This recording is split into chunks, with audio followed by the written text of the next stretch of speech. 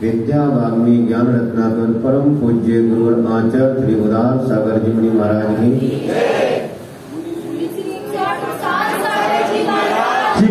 जय। क्षुल्लक 6 चुपकार सागर जी महाराज जी की।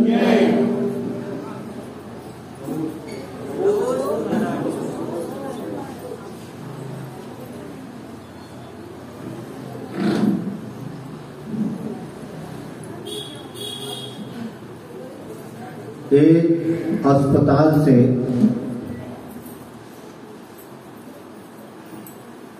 एक युवक के पास खबर आई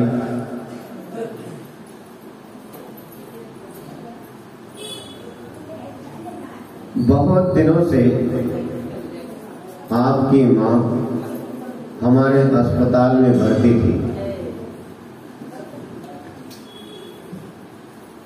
उसे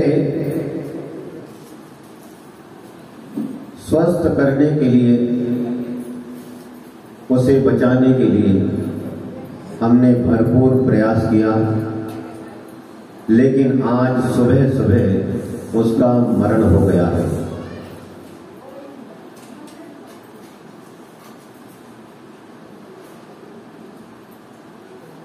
आप उसकी डेड बॉडी की व्यवस्था कीजिए।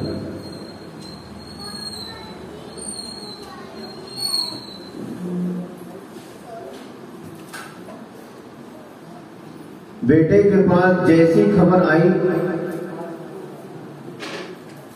कि उसकी मां मर गई, खबर सुनते ही उसने तुरंत नगर निगम को फोन लगाया और कहा कि अमुक अमुक अस्पताल में अमुक अमुक वार्ड पर एक महिला की मृत्यु हो गई है, आप उसका अंतिम संस्कार, दाह संस्कार कर दीजिए। बेचारी अकेली थी, ना उसके आगे था ना कोई पीछे था, बेचारी अकेली थी। जो भी दाह संस्कार का खर्चा आएगा आप मुझे खबर कर देना, मैं पेमेंट भिजवा दूंगा।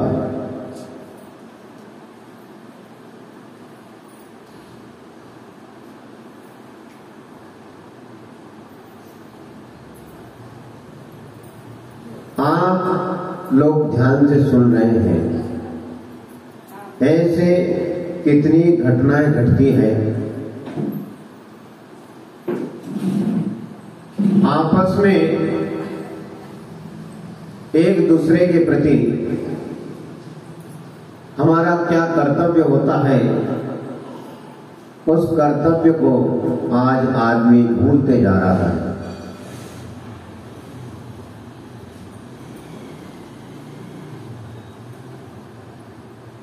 सेवा करना, सेवा कराना और सेवा नहीं करना, ये तीन बातें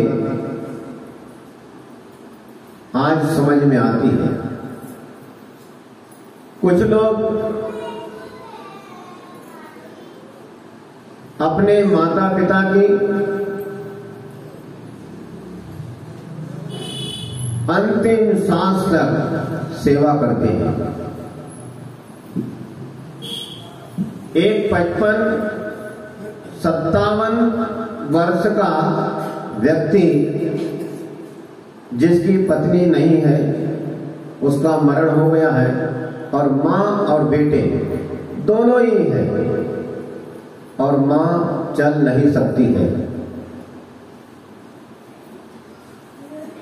घर में शौच की कोई व्यवस्था नहीं है।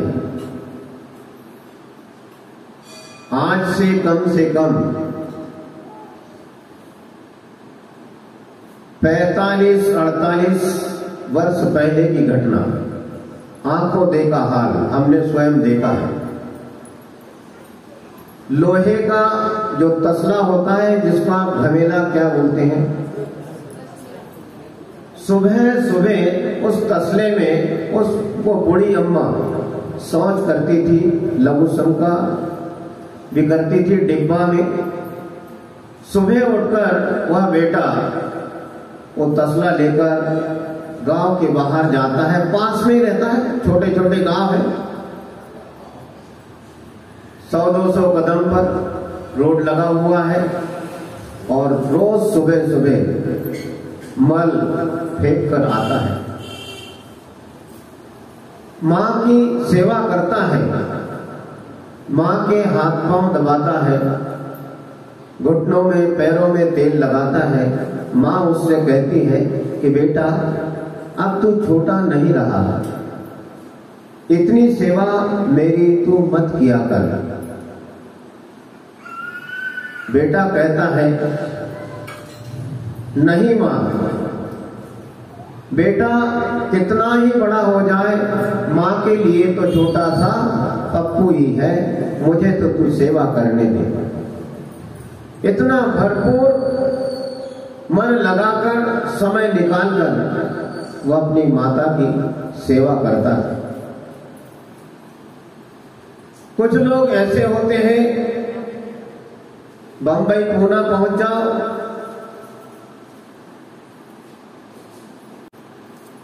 तो वहां कुछ लोग अपने बुजुर्गों की सेवा के लिए नौकर रख लेते हैं, नौकरानी रख लेते हैं। चलो सेवा नहीं कर रहे तो करा तो रहे, नौकर नौकरानी रखकर अपने माता पिता की सेवा करा रहे हैं। और कुछ लोग ऐसे होते हैं, ना सेवा करना ना कराना, और करने वाले की अनुमोदना भी नहीं करना, बिल्कुल नहीं करना। आखिर में उन बुजुर्गों को कुछ न कुछ उपाय खोजना पड़ता है और वृद्धाश्रम की शरण लेना पड़ता है। कितने ही ऐसे लोग हैं जिन्होंने लाखों करोड़ों रुपया कमाकर अपनी संतान को दिया, घर मकान दुकान फैक्ट्री सब कुछ दिया, लेकिन वे आज वृद्धावस्था है और वृद्ध आश्रम में एक एक क्षण एक एक पल जिंदगी का गिन रहे हैं कि हे भगवान तू मुझे कब उठा लेगा। तो आज वर्तमान में देखा जा रहा है कि सेवा करना और सेवा कराना और सेवा नहीं करना, तो इसमें सबसे अति उत्तम कार्य होता है कि अपने वृद्ध माता पिता या कोई बीमार हो उसकी सेवा स्वयं करना चाहिए। इसके लिए हमें पल भर का भी इंतजार नहीं करना होगा कि कोई वृद्ध माता पिता कहे कि बेटा मुझे मंदिर ले चल। उसके पहले ही हमें किसी भी प्रकार से हो, गाड़ी की व्यवस्था हो या कोई भी वाहन में बिठाकर उन्हें जरूर भगवान के दर्शन कराना चाहिए। जो ऐसा कार्य करता है भगवान के दर्शन कराता है अपने बुजुर्गों को, उसकी प्रशंसा स्वर्ग का 100 धर्म इंद्र भी नहीं कर सकता है। ऐसा शुभ कार्य है ये, सारी दुनिया उसकी प्रशंसा करेगी और उसे जो साथी से पुण्य का बंध होगा। आज वह वृद्ध माता पिता को भगवान के दर्शन करा रहा है पुण्य का संचय ऐसा एकत्रित करता है कि दुनिया उसके दर्शन करने को तरस जाती है, ऐसा भी उसके जीवन में अवसर आता है।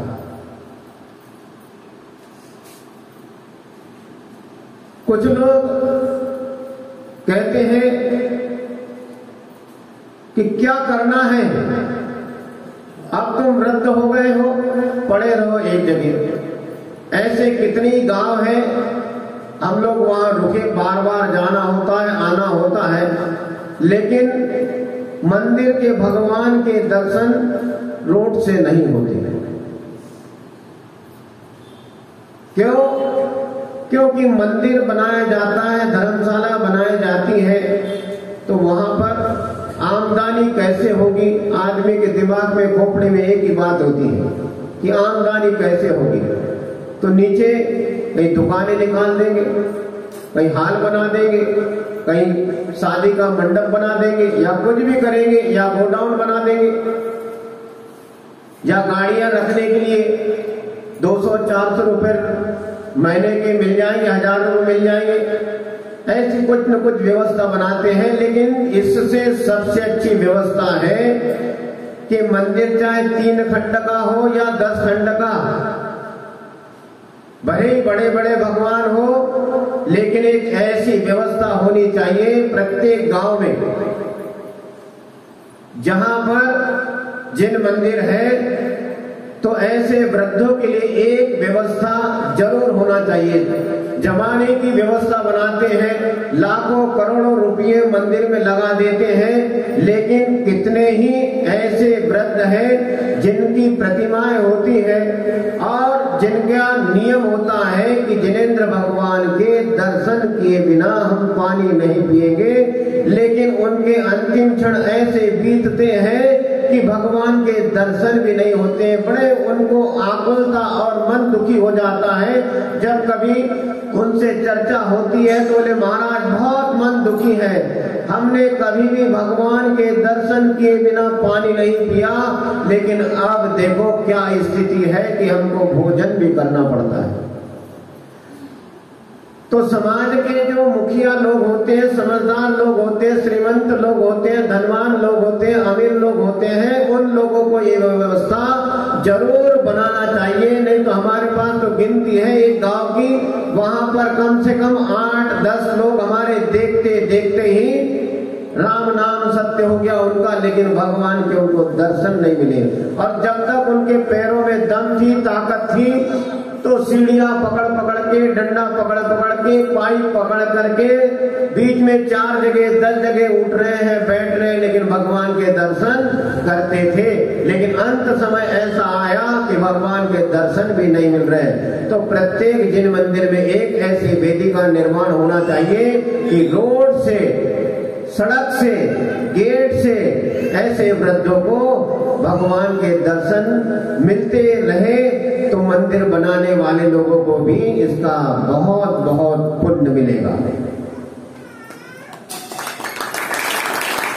और आपके यहाँ अदाईपुर में यहाँ पर बड़ी अच्छी व्यवस्था है, 2 बड़े बड़े झरोखे हैं। अभी यहाँ 2, 3, 4, 5, 7 बार हो गया, जो वृद्ध है गाड़ी में बैठ के हमने कहा उनको ले आओ। हम तो एक ही बात बोलते हैं कि तुम कुछ करो या न करो सेवा, लेकिन भगवान के उनके दर्शन जरूर कराओ। तो लाते हैं लोग और खिड़की से, झरोखे से दर्शन कराते हैं। एक दादा कुछ 1-1.5 महीना हुआ होगा, उनको भी हमने कहा कि आप तो दर्शन कराओ, तो उनको गोदी में उठाकर बाजू में ले गए और उनको दर्शन कराया, और 2 दिन के बाद में बिन चले गए। तो कम से कम भगवान के दर्शन करके तो गए, और नहीं तो भगवान के दर्शन ही नहीं मिलते। तो ऐसी व्यवस्था हमें बनाना चाहिए। यदि अपने पास बहुत रुपया है, पैसा है, हम अमीर हैं, तो मैं तो उनसे कहूंगा, यदि आप अमीर हैं, आपके पास में खूब रुपया पैसा धन है, तो आप अपनी सेवा के लिए नौकर रख लेना, कोई परेशानी नहीं है। आप आप अपनी सेवा के लिए नौकर रख लेना, लेकिन माँ, महात्मा और परमात्मा की सेवा के लिए नौकर नहीं रखना।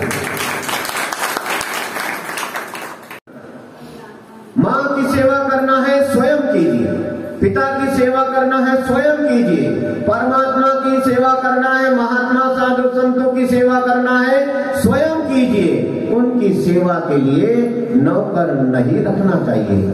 इनकी सेवा हमें खुद करना चाहिए, अपने हाथों से करना चाहिए। कोई भी आदमी हो, देखिए, मकान की या दुकान की सफाई के लिए नौकर रख लेता है, रखता है कि नहीं रखता है?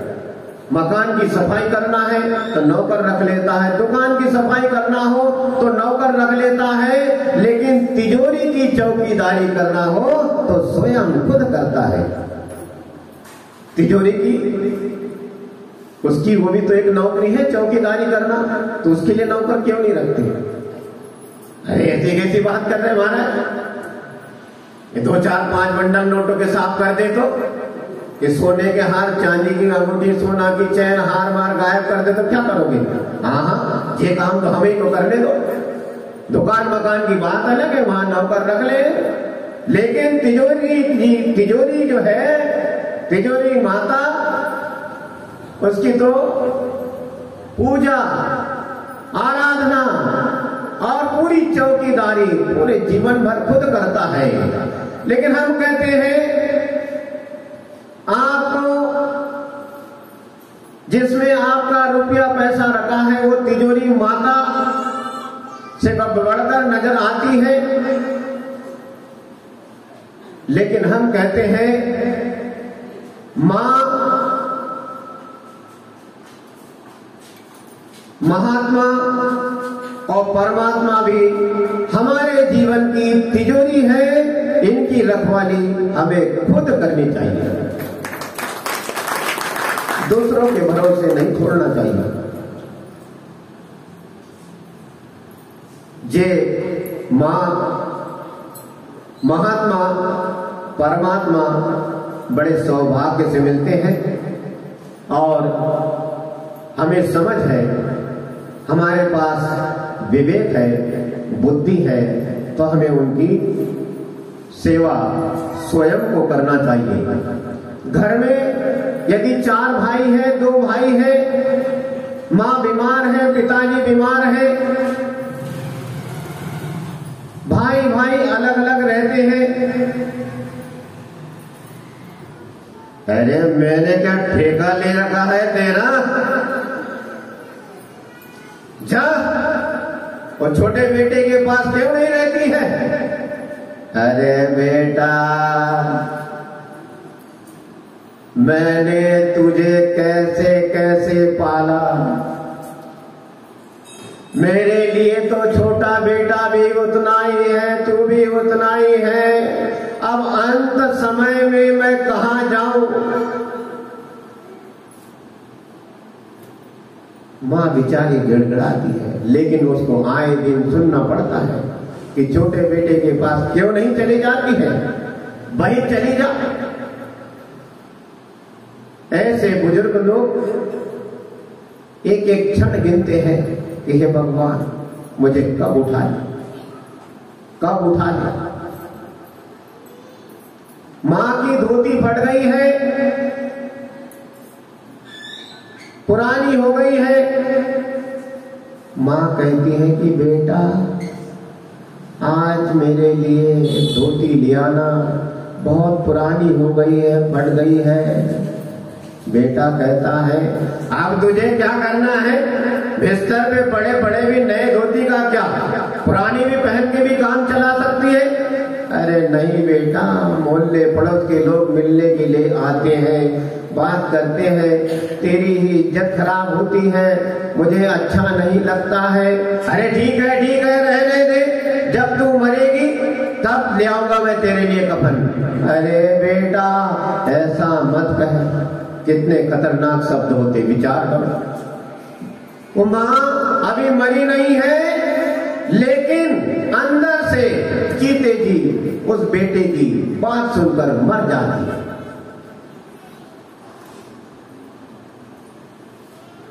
एक बेटे ने, दीपावली का अवसर था, बेटे ने सोचा दीपावली है, दीपावली के अवसर पर घर की साफ सफाई, सब कुछ बढ़िया बढ़िया चकाचक काम हो गया। और मां बेचारी 1 किलोमीटर दूर अकेले रहती है। मां के मन में भी आया दीपावली का पर्व है, चलो बेटे से मिलके आएंगे, नाती पोतों से मिलके आएंगे। मां पहुंची। मां पहुंचते से ही बेटा इतना क्रोधित हुआ,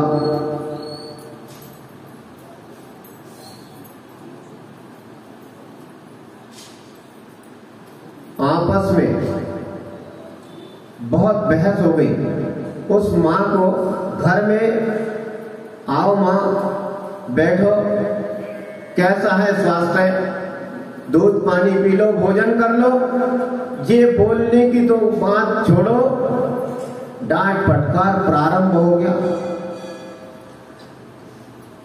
तूने मुझे जिंदगी में क्या सुख दिया जो दीपावली के ऐसे शुभ पर्व पर मेरे घर में आई, चली जाए यहां से। मां कहती है कि बेटा ऐसा मत बोल, मेरा मन नहीं माना, सोचा तुझसे मिल लूं, बहू से मिल लूं, पोता पोती से मिल लूं, चली जाऊंगी बेटा। बेटा कहता है कि नहीं, अभी निकल जाओ यहां से। मां कहती है कि बेटा चली जाऊंगी, लेकिन 1 किलोमीटर दूर से चलकर आई हूं, 1 गिलास पानी तो पी लूं। कोई पानी वानी नहीं है यहां। ठीक है बेटा, अपने पोते को तो देख लो, कोई पोता होता नहीं है यहां, चली जाओ यहां से। कुछ ऐसी बात चलते रही। उस बेटे को पता नहीं कौन सा भूत सवार हो गया, शराब पीता था, आंव देखा ना था, माता की पिटाई कर दी। उसने उस मां को इतना मारा कि मां पैदल जैसे तैसे चल के आई थी। बुजुर्ग तो थी ही थी, चल के आई थी, लेकिन अब जब बेटे की दुत्कार सुनकर उसने भी सोचा कि अब मुझे यहां एक पल नहीं रहना है। और बेटा ऐसी पिटाई कर रहा है कि पूछो मत। उसको ये परवाह नहीं कि इस मां ने मुझे जन्म दिया है, इसकी सेवा करना तो छोड़ो, इसकी मैं पिटाई कर रहा हूं। इतनी पिटाई की कि वो मां चल के आई थी, अब वो चलने के लायक भी नहीं बचे। घसीटते अब 1 किलोमीटर चलना है। अब दुनिया भी ऐसी हो गई है, बस में या ट्रेन में कहीं सफर करो, कोई वृद्ध है तो उनकी तरफ देखते भी नहीं। यदि वो कहे कि बेटा थोड़ी सी जगह हमें मिल जाएगी बैठने के लिए, ऐसे कैसे बैठ जाए, मिल जाएगी, 1 महीना पहले से हमने रिजर्वेशन किया, अब तुमको बैठने के लिए जगह दे दे, नहीं मिलेगी। हमने खुद अपने आंखों से देखा है, गोदी में बच्चा है और महिला खड़ी है और नौजवान लोग सीट के ऊपर बैठे हैं, मोबाइल चला रहे हैं, हंसी मजाक कर रहे हैं, लेकिन उनके मन में थोड़ी भी दया नहीं आई कि एक छोटा सा बच्चा लेके महिला डंडा पकड़ के बस में खड़ी है कि आओ बैठ जाओ भाई, लेकिन नहीं। तो ऐसे जो असहाय लोग, बुजुर्ग लोग हैं, उसके तरफ तो लोग देखना भी नहीं चाहते। तो ये मां जो चल के आई थी अब चल भी नहीं पा रही है, घसीटते घसीटते चले जा रही है। और उस समय मैं स्वयं स्कूल पढ़ता था, उस समय की घटना है।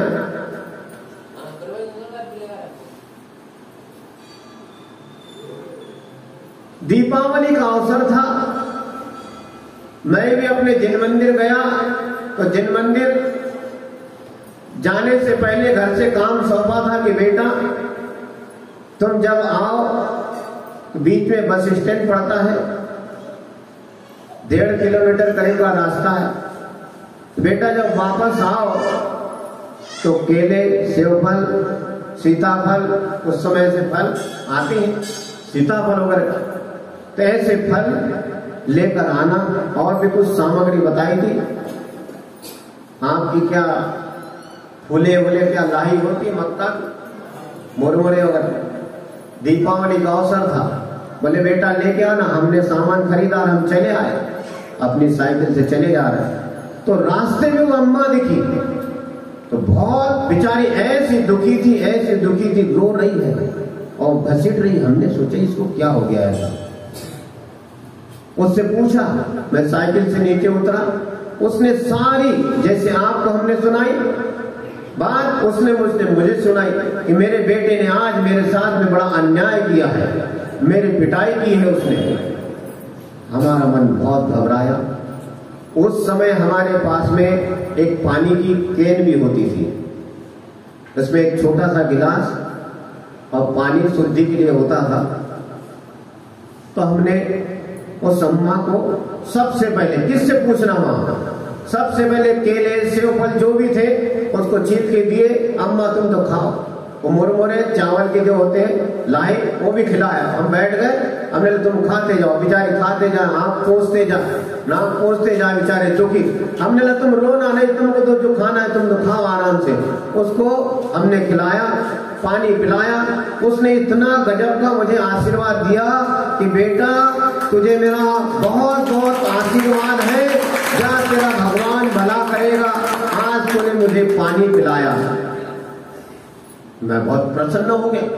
फिर मेरे पास जो सामग्री थी, हमने बोला घर नहीं ले जा रहा, पूरी उसके धोती में उसने ऐसे की, पूरी हमने डाल दी कि अम्मा अब तुम ये रखो और खाना। तो ऐसी ऐसी ये वास्तविक घटना है, जब हम स्कूल पढ़ते थे उस समय की।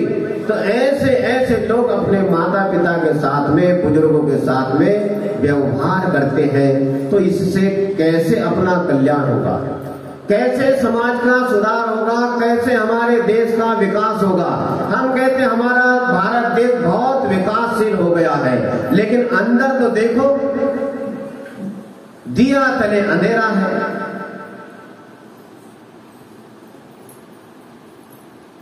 जिस मां ने हमें जन्म दिया उसकी हम सेवा नहीं करना चाहते। जिस पिता ने हमें रक्षा सुरक्षा सेवा दी उसे हम घर में रखना नहीं चाहते। ऐसे कितने तीर्थ क्षेत्र हैं कि मजबूरी में उन लोगों को त्यागी व्रती बनना पड़ता है और आश्रम में रहना पड़ता है। जब अंदर की बात पूछो तो सारी घटनाएं पता चल जाती है। इसीलिए हम कहते हैं कि जैसे हम तिजोरी की रक्षा सुरक्षा चौकीदारी करते हैं, तो अपने मां महात्मा परमात्मा की भी वे भी हमारी सच्ची तिजोरी है। उनकी रखवाली, उनकी सेवा हमें खुद करना चाहिए। इसमें हमें नौकरों को नहीं लगाना चाहिए, तो हमारा कल्याण होगा और हमारा भला होगा। इसी मंगल भावना के साथ समस्त प्राणियों का भला हो। परम पूज्य गुरु आचार्य त्रिविदास सागर जी मुनि महाराज की जय।